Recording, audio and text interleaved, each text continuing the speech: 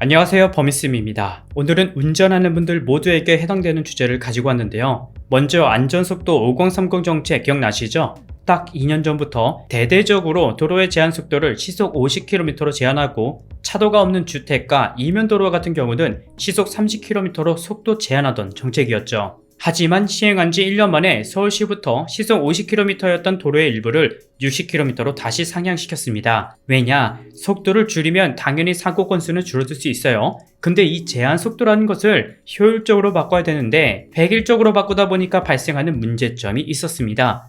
왕복 6차로 또는 8차선 도로, 그리고 중앙분리대가 있는 도로 등 사람이 전혀 통행하지 않는 도로까지 무차별적으로 제한속도 30km, 50km로 바꿨기 때문이에요. 게다가 스쿨존 제한속도 역시 정부가 올해부터 적극적으로 검토하고 있는데요. 먼저 법제처에서는 그동안 스쿨존에서의 교통사고 실태 분석 결과 심야 시간이나 주말 교통사고율은 현저히 적다고 판단해서 시간과 요일과는 무관하게 24시간 적용되는 속도 제한 규정을 완화하도록 권고했는데요. 현재 서울과 대구, 대전, 홍천, 강원도, 충천, 제주 등의 다수의 지역에서는 이미 스쿨존 제한 속도를 바꾸고 있는 상황입니다. 이것도 왜 다시 바뀌는지 찾아보니까 안전속도 5030 정책과 마찬가지로 스쿨존 내 제한속도 역시 도로 사정이나 교통량, 심야 시간 등을 전혀 따지지 않고 제한속도를 모두 일률적으로 적용했기 때문에 너무 과도한 규제라는 지적이 끊이질 않자 최근 이 같은 변화가 일어나고 있는 상황인데요.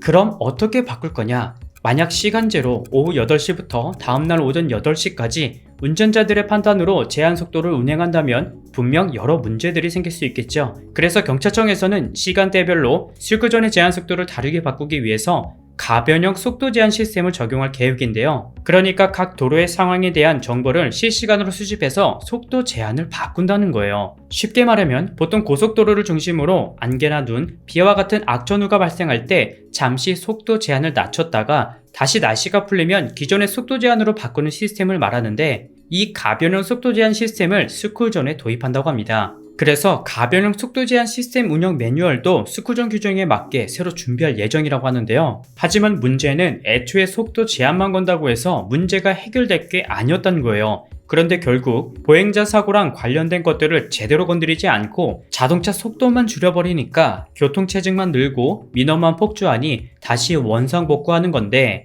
처음부터 이런 부분을 고려해서 진행했다면 적어도 전반적인 도로의 상황은 고려해서 제한 속도를 규제했다면 운전자나 시민들 모두 혼동은 되지 않았을 것 같아요. 한편으론 너무 급하게 시행한 결과라고 생각이 드는데 여러분들의 생각은 어떠신가요?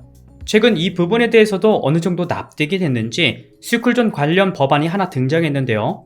혹시 동언이법이라고 들어보셨나요? 작년 12월에 강남 인근초등학교에서 벌어진 만취 음주 운전자에 의한 어린이 사망 사고를 계기로 등장한 법안인데요. 아직은 발의 단계여서 통과까지는 오랜 시간이 필요할 것으로 보이지만 그 내용을 살펴보면 스쿨존 내 보도 설치 의무화와 방호 울타리 우선 설치, 그리고 교차로, 무인교통 단속용 장비 설치 의무화, 어린이 보호구역 안전위원회 설치 등의 내용이 담긴 도로교통법 개정안이 지금 논의되고 있다고 합니다. 즉 사고가 발생하지 않도록 자동차 제한 속도에만 의지하는 것이 아니라 스쿨존 내 안전시설을 제대로 확충하는 것도 중요하다고 판단한 것 같아요. 그리고 작년부터 보행자 통행 우선권을 강화하기 위한 여러 정책들이 시행되고 있는데요. 하지만 운전자를 보호하는 규정은 여전히 약하다는 점도 문제라고 지적하고 있습니다. 가장 대표적인 게 무단횡단으로 인한 사고인데요. 분명 보행자가 절대 지나갈 수 없는 곳인데 갑자기 사람이 튀어나와 발생하는 무단횡단 사고 블랙박스 영상으로 한 번쯤 보셨을 거예요. 하지만 무단횡단하는 사람의 처벌은 전혀 강화되지 않고 있습니다. 현재 무단횡단 처벌은 20만원 이하 벌금이나 과태료 2, 3만원 수준에 불과하고